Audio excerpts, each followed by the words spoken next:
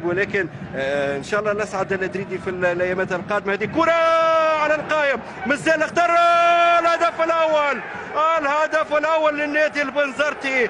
زياد العنلي وباغت الجميع تماما.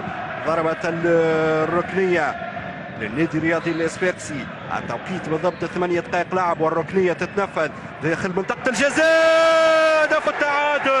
هدف التعادل للنادي الرياضي الاسبيكسي، هدف التعادل للسي اس اس. علاء الدين المرزوقي بالراس من ركنية كانت ممتازة يعدل بها النتيجة.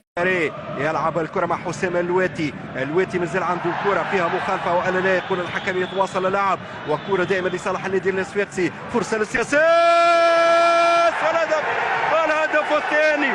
الهدف الثاني للنادي الرياضي الاسبيكسي. ملا مباراة، ملا كرة، ملا تصويبة، ملا هدف. علاء الدين المرزوقي. المكلوثي مازال محافظ على الكرة. حمزة المالكي لكريم العواضي، يمشي العواضي باش يصوب العواضي، يفتح على الزاوية كريم العواضي، والثالث من كريم العواضي، ملا كريم ملا عواضي.